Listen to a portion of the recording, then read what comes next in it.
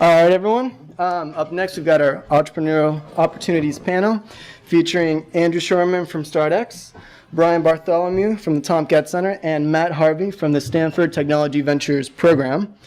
This is an opportunity for you all to learn more about entrepreneurship on campus. It'll be a Q&A session, so please feel free to speak up and ask anything that might be on your mind, anything you might be curious about. I'm going to give each of these guys a couple minutes to introduce themselves, as well as their organizations, and then we're going to open the floor for questions.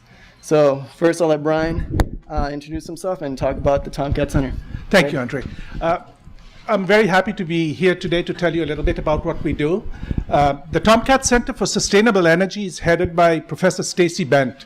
And I think you met her on Monday when she spoke on the Connecting the Dots session, that hot Monday afternoon. The center was founded with an endowment from Tom Steyer and Kat Taylor, hence the name TomKat, in case you were wondering. And its mission is to support and foster research and innovation in all aspects of energy on campus. And we sort of have a very broad definition. So it's energy generation, transmission, conversion, storage, efficiency, and management. And also things like sustainable transportation and the energy-water nexus. So since its founding in 2009, the center has given research grants every year in collaboration with other research centers, energy centers on campus. And these really have been targeted at early stage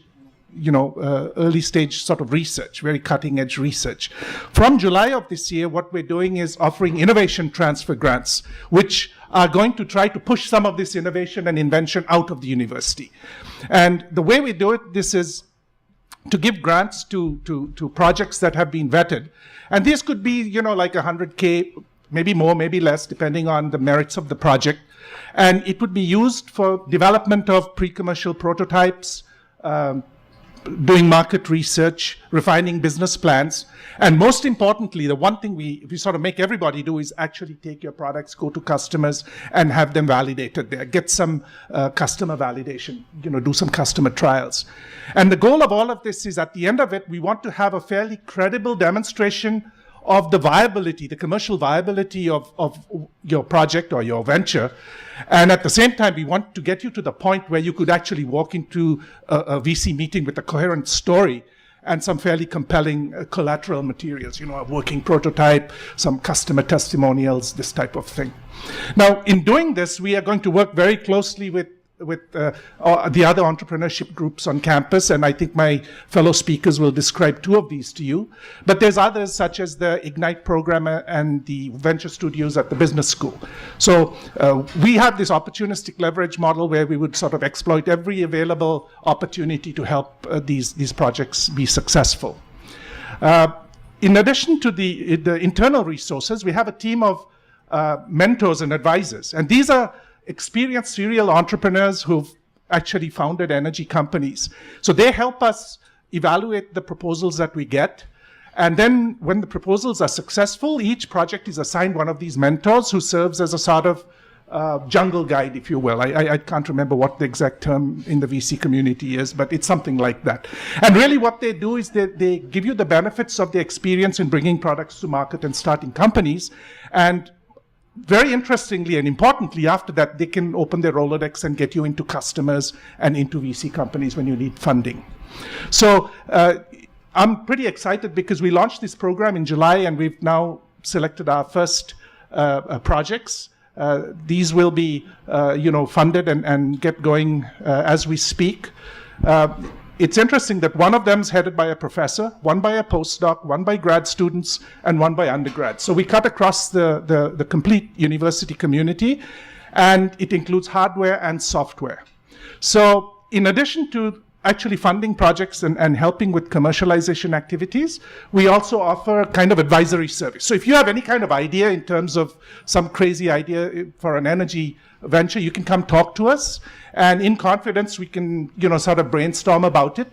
And if needed, we can point you to people on the outside who can give you sort of expert opinions and maybe kind of redirect you to perhaps a more appropriate application of this. So I just very much look forward to seeing some of you as time goes by, coming by, meeting with us, and hopefully getting your exciting energy venture started through the TomKat Center. Thanks.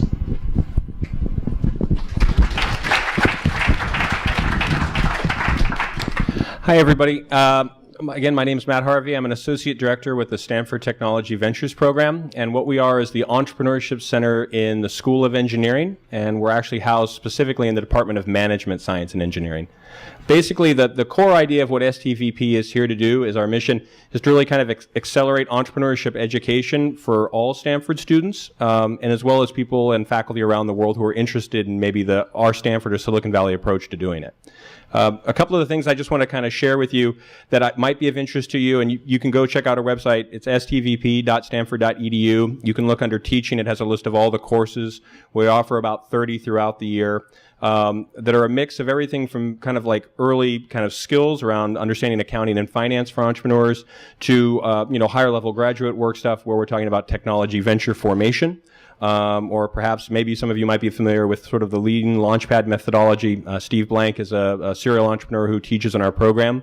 One of the great benefits about what we do in management science and engineering, the courses are widely open to people from disciplines across the campus. We love that multidisciplinary approach. That's one of the huge advantages you have of being here at Stanford.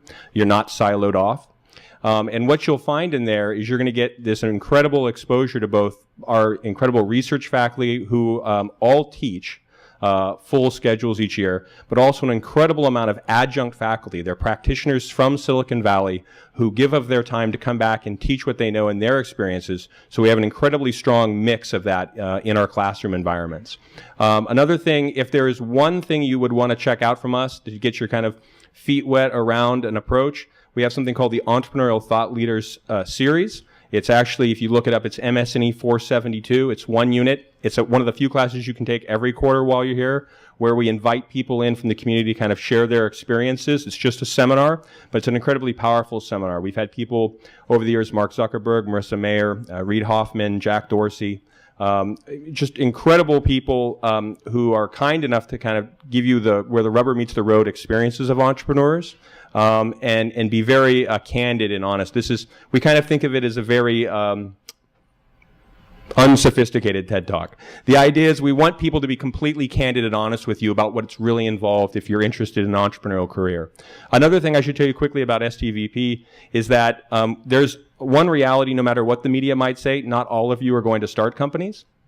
No matter what they say every day, including in the New Yorker yesterday. The idea is that but many of you are going to become incredibly innovative employees inside larger organizations. Maybe you're going to be entrepreneurially minded social entrepreneurs who want to make great change in the world through NGOs or other mechanisms. Or guess what? You might just lead a more fulfilled life because you see problems as opportunities. And that's an incredibly big thing for us, is that entrepreneurship is much bigger than the startup. It's actually about a mindset that you get a chance to develop here in this very unique part of the world. One of the things I would also kind of mention before I pass it off to Andrew here, you can see those talks from ETL that I mentioned. We have a website called Entrepreneurship Corner. It's ecorner.stanford.edu. You can see all the videos and podcasts of that. You can also download the podcast on iTunes. You can look up the eCorner app that's on the App Store as well to see it all there. One other thing I'll mention is there's a group on campus called the Stanford Entrepreneurship Network. And we're talking over 24 official groups. There's always plenty of unofficial groups that are involved in entrepreneurship here as well. You don't have to commit to everything, but I highly suggest you try just about everything. If you've come to Stanford and you have missed out on at least looking into entrepreneurship and all the different facets that it have here, you've left a lot of the money on the table in regards to your experience at Stanford. And I'm talking about that as about growth over a lifetime. So definitely take a look at sen.stanford.edu. All the member organizations are there. There are others beyond that we would like to add to that list, so definitely check it out. We're located in the Wong Engineering Center. We're on they call it the terrace level. It's actually the basement. But we have very nice, pretty grass-covered steps outside, so I think that's how they got to terrace. But you guys are welcome to come in and see us and ask questions. Like I said, no matter what your discipline here is, we're here to serve you because we truly believe you guys are customers. And we'd like to be able to try to help plug you in wherever we can across campus.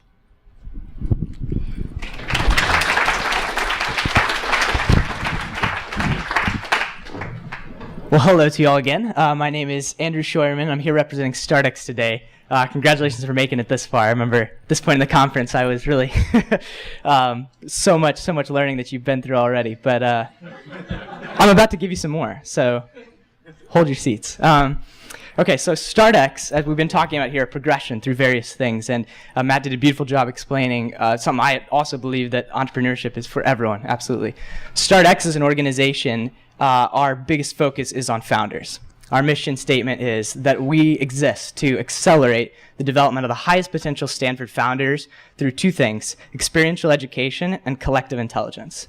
And so breaking down those words, the main product that we have as a company, so we're an educational nonprofit ourselves, legally and financially separate from Stanford University, but as of last week partnered with the university. Which I'll talk about more in just a second. But so experiential education and collective intelligence. We do that through four concrete ways. So first, companies that we work with, we provide infrastructural resources to.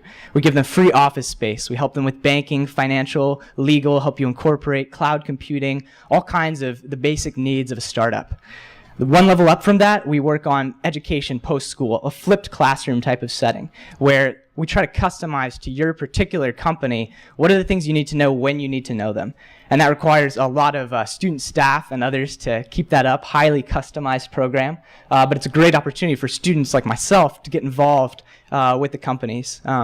So again, resources, education, mentorship, which is something I'm most involved with, and that is connecting founders once they have their team and everything together. They're in our program with the top mentors out there in Silicon Valley that can really help them figure out those next steps. And finally, a community.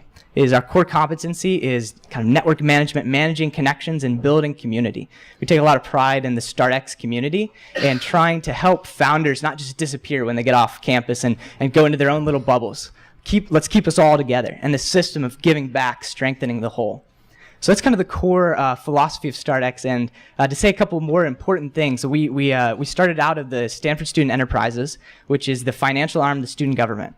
So originally, this was a venture fund, part of the student government, and we tore it down because what we saw was that if we're out there giving money to students, the students didn't want to take the money of another student if they could go out and get the money of a famous venture capitalist, or if they could get a brand of a big program, TomKat and other things like that. You know, this student division of investing didn't have a good brand, wasn't able to help that much.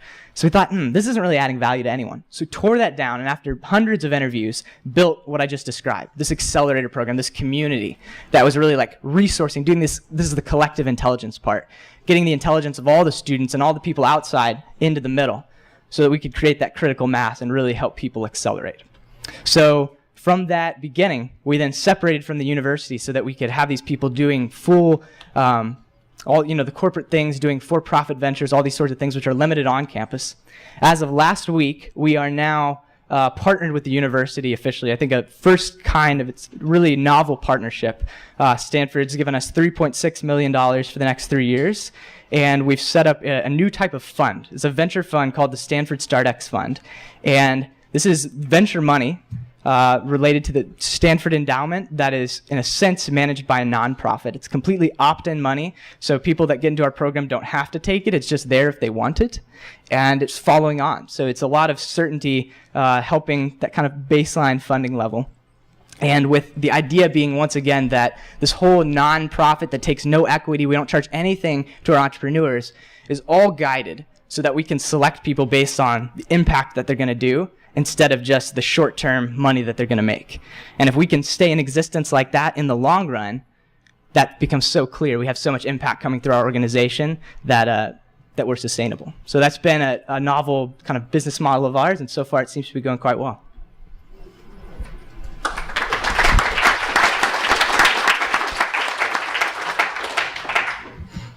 All right, let's open the floor for questions. Questions?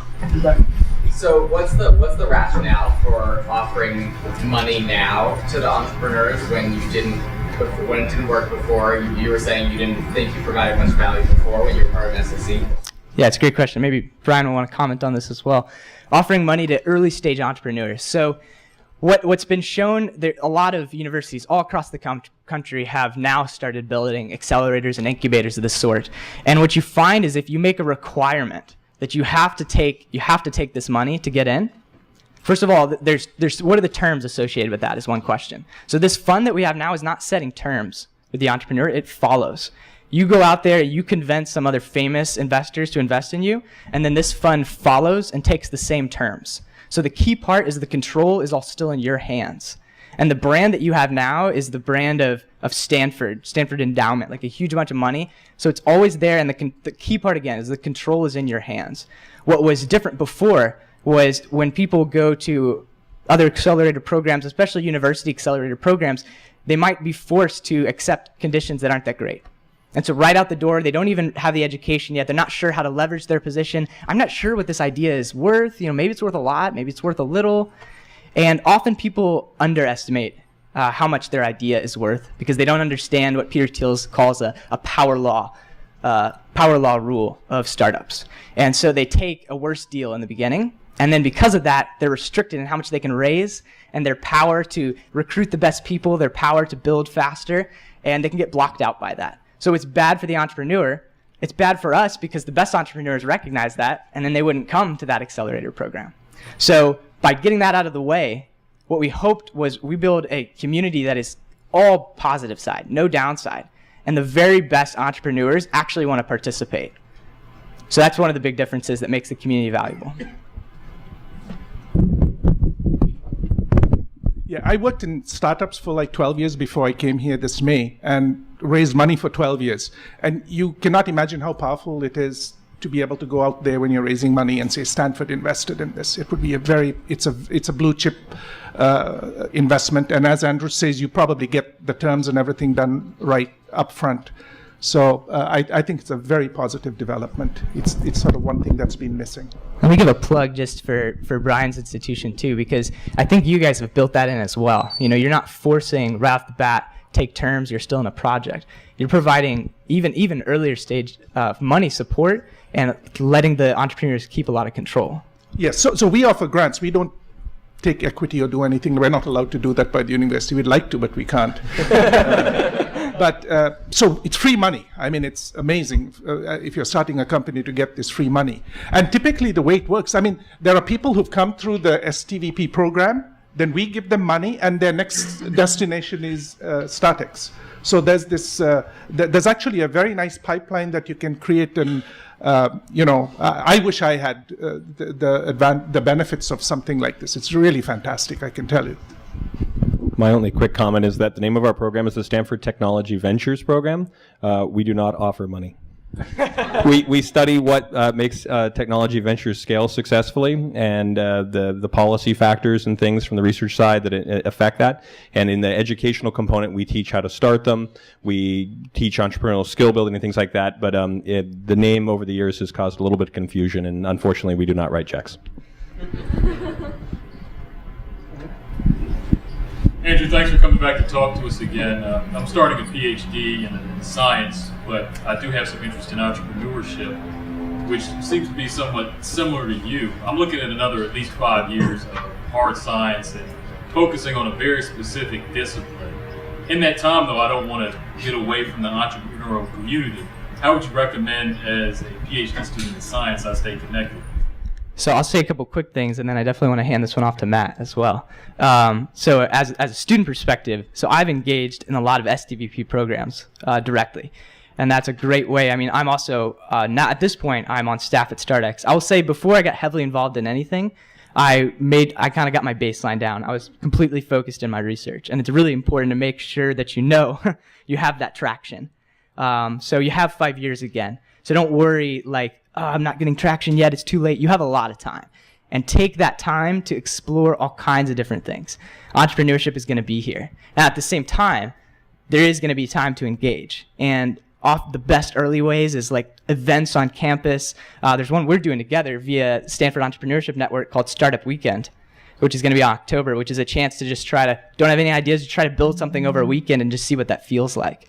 But I've been involved in STVP programs, and that's a great way to start. So maybe you want to talk about specific ones getting started. Maybe one in particular? Yeah. Full disclosure, one of the three of us is in what's called the Excel Innovation Scholars Program. I'll let you guess which one. What it is this year we have offered in the past, we actually have PhDs in management science and engineering that work with our research faculty, Professor Kathleen Eisenhart, one of the most cited researchers in her field in the last 25 years, Rita Katila, Chuck Easley. Chuck, you may know from Technology Entrepreneurship, the online courses, the MOOCs. Chuck's been very active in that. One of the things that you should know about it, though, is we wanted to try to find other opportunities to build on previous programs we've had for undergraduates. On the graduate level, something we could do that would allow PhDs who were entrepreneurially minded to kind of explore technology commercialization, leadership, team collaboration at that level, you know, the challenges of founding teams and what that's about. And this program, we took our first, it is open solely at this time to School of Engineering PhD students who have finished quals and do have the approval of their PhD advisor. Maybe we should come back in a year and Andrew can better sell it if he's enjoyed the experience. But it runs from usually July through June. Lots of on-site visits to companies, a lot of interaction with mentors, just allowing people another avenue. I mean, if you wanted to become an incredible academic, that is an incredibly valuable and valid choice to make. But I think you'd find, especially with our School of Engineering faculty, a very open belief in the fact that you can be a world-class academic and be a world-changing innovator outside as well. It's not an either-or at Stanford. So certainly that's the program I would highlight most directly for the PhD standpoint. And to bring that full circle, because maybe others would have a similar question, just to try to lay it out. Everyone's story is going to be different. But my story was I came to Stanford, I put my head down on my research and got a baseline. Then after a year or so of that, realized if I don't do some entrepreneurship, I'm going to be crazy because I have to have a balance in my life. So I figured out, okay, how can I do great research progress and do other things at the same time? I first started, the number one thing I started doing was just talking to all the people around me. Number one. In fact, that started at this conference in the very beginning. I just started talking to people all around. And it so happened that a lot of the people I talked to became the leadership team of StartX for me. That's perhaps serendipitous, but that's really how it works. It's talking to just the people all around you. And then it was getting involved in events, going to ETL, going to these things, just starting to get all this jargon in your head. It's like scientific jargon, understanding what is the language of entrepreneurship. I start talking the talk and then getting involved in a class here or there and, you know, kind of slipping in. And then at some point I decided I was going to join staff at StartX. And that's it's a very major commitment. It's something that is available to students, but there are so many great things to do. So I ramped into it in a manner like that. I think we have time for one more question. Perhaps from over here. Thank you. Thanks for that question. Kind of following up, also a PhD in science, looking at 5 years, also interested in entrepreneurship. And I'm curious if you guys can comment on the tension between, and certainly not everyone will start a company, but what if you come up with an idea, you want to do that, and the tension between that and finishing school, and also, you know, taking advantage of these things maybe at the same time as you might be finished. If you're trying to finish and then start a company, can you still take advantage of these things after you finished? I don't know how much you guys can even really talk about this candidly, but I'm curious about your thoughts on that. I'm going to go first because then I can leave the burden on these two.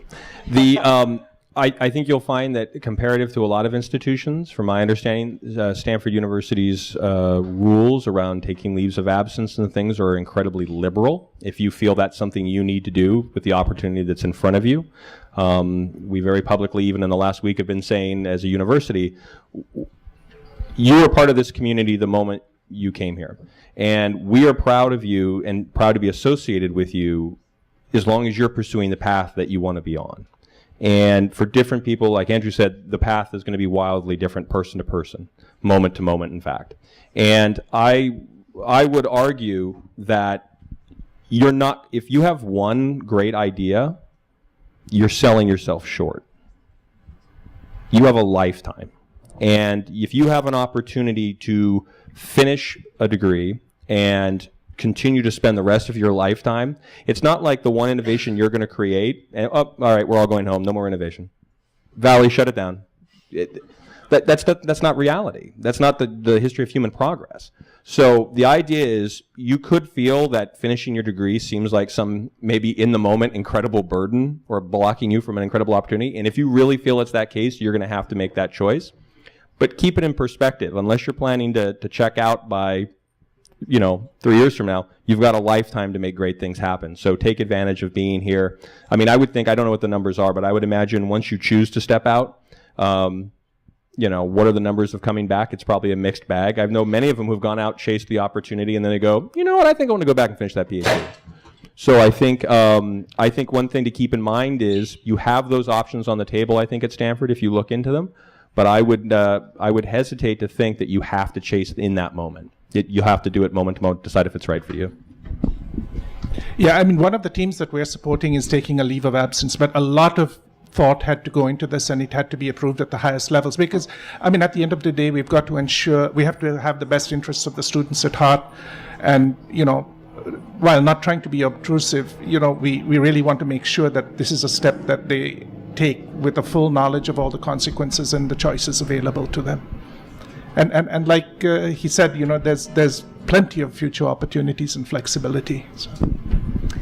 Yeah, so I agree completely with everything that's been said. It's all going to come back to kind of who you are. Like I have plenty of friends who have a pretty strong philosophy about at StartX having wanted to drop out of school. I have many friends, including myself, of having a strong philosophy of staying in. For me, I mean, there's been a constant tension, but a good tension. If I didn't have a tension about the choices I was making, I would think I was just walking along being dumb, So that tension of like, do I want this? Do I want this? Is this really what I want? Is a really good thing. And I couldn't agree more with what Matt said, the one idea principle type of thing. How often does that work? Not very often. In fact, it's really like you go through idea after idea after idea after idea.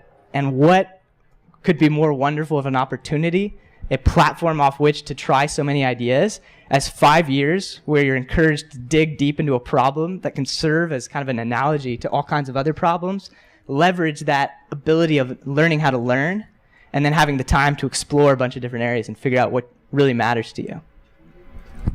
Unless you're Bill Gates. I'll say even if you are Bill Gates. Okay, let's thank our guests.